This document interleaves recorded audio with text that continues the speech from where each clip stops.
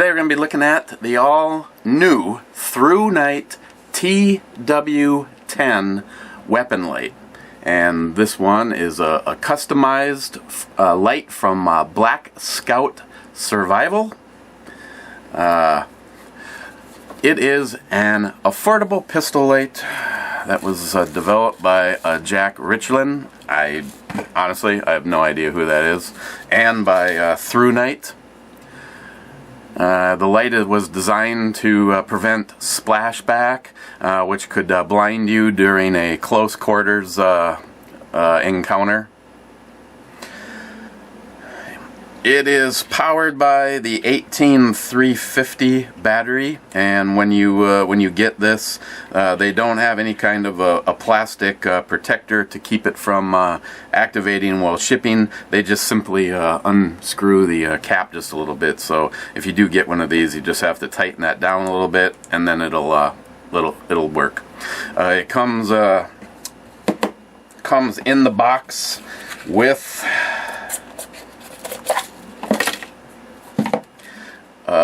directions and stats for it. They send you the wrench, the 1913 rail section, extra O-rings, an extra back port cover, and an extra set of screws. And they also send you the USB charging cable, and it is the C type. This is a 900 lumen light.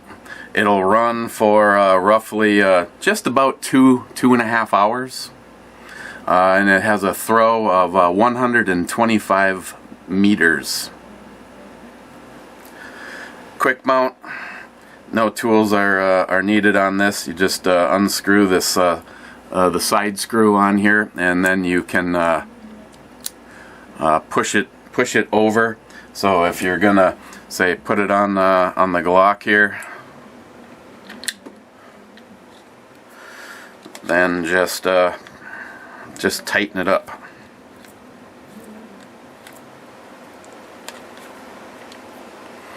Like so many of the others that I have used, it has if you were to touch the button and let go, it locks it on.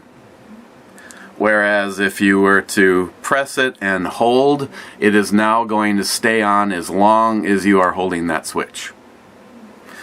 Left and right side for activation.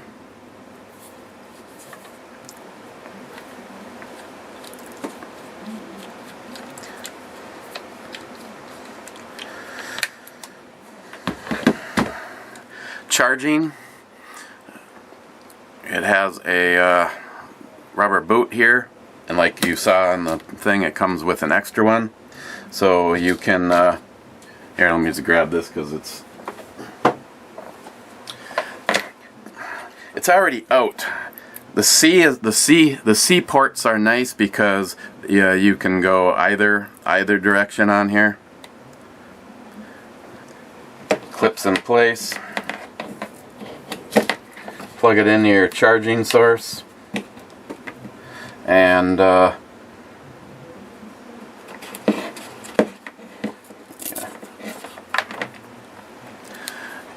if you can notice, make sure if I get the lighting right in here, you see let me just get rid of one of these overheads.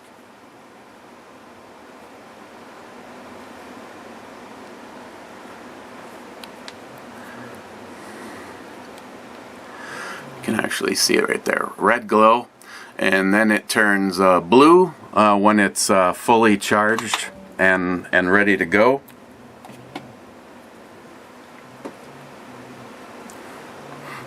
It's got the Black Scout Survival banding on one side.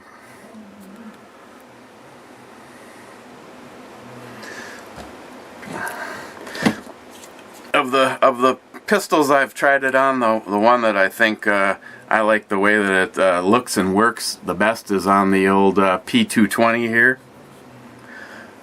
The light actually is behind the muzzle.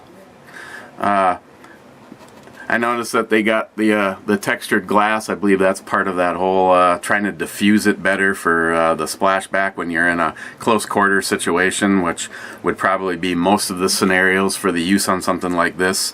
And because it's glass, it's going to be and the aluminum anodizing, it's going to be easy to clean up from gunpowder, because any of the guns that I have that have lights on them, I practice with them on. So being able to keep them clean and get the most out of your lumens, again, 900 lumens out of this guy.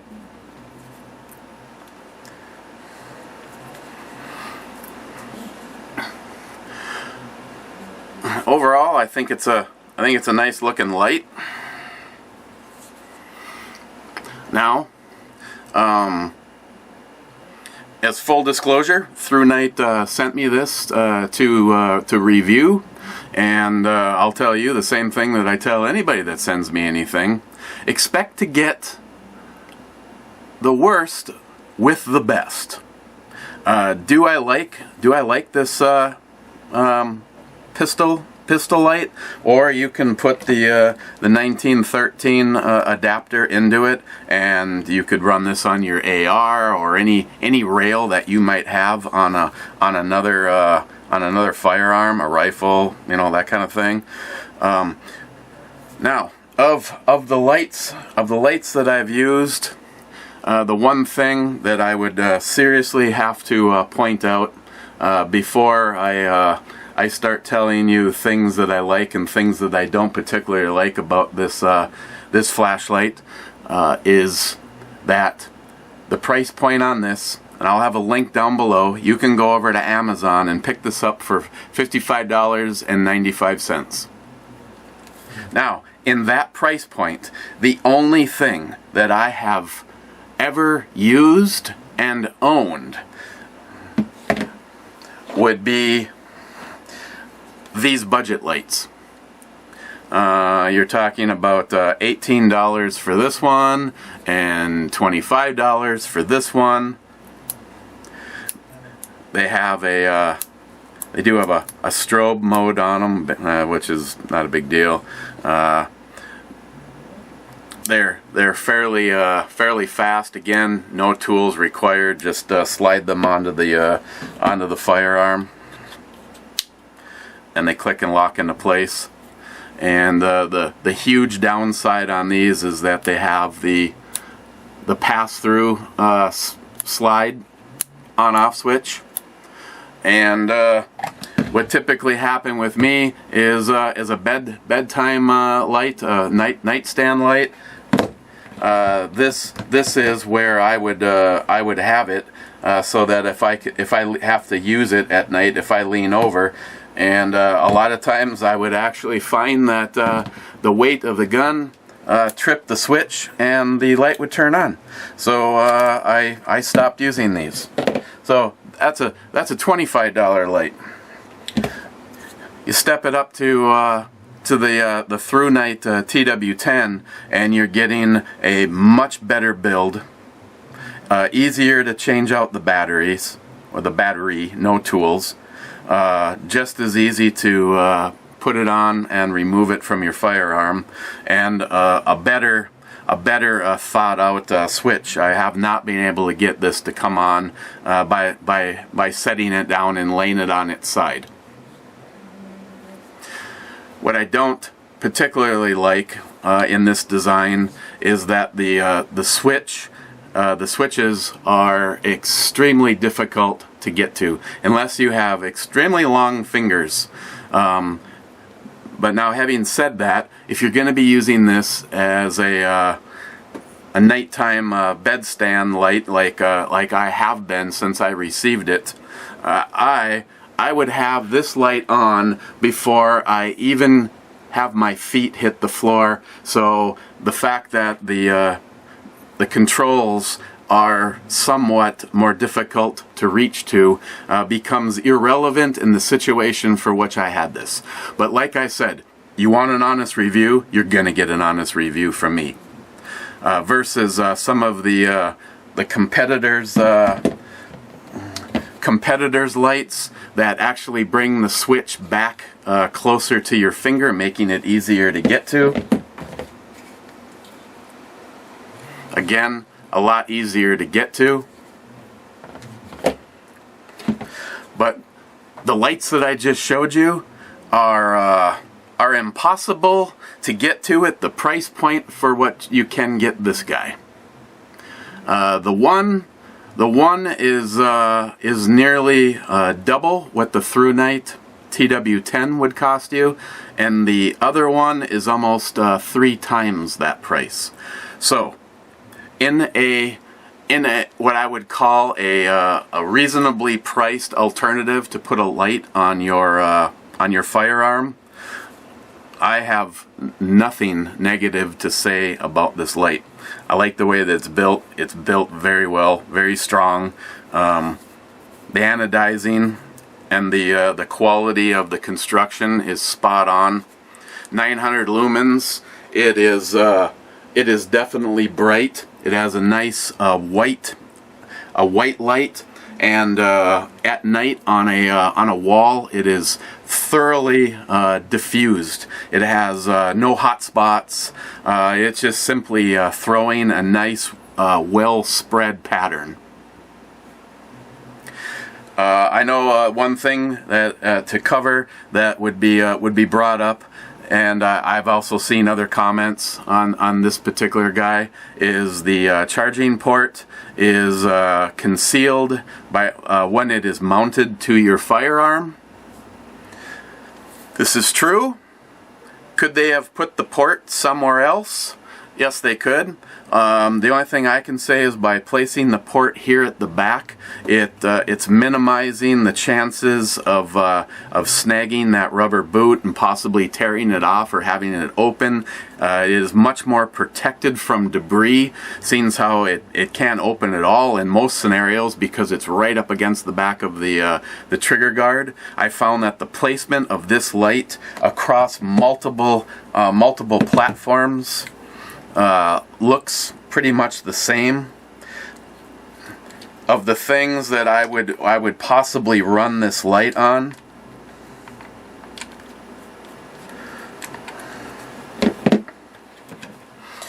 this is actually my go-to for it on the RTF G22. Same placement. It is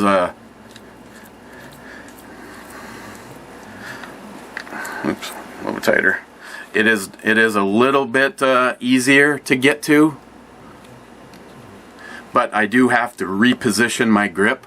But again, like I said, I picked this up off my nightstand and the light is on before I am even walking out the door to find out why the security system went off, why the dog is barking, you know, what's that noise downstairs, that kind of thing. So I'm just pointing this out there as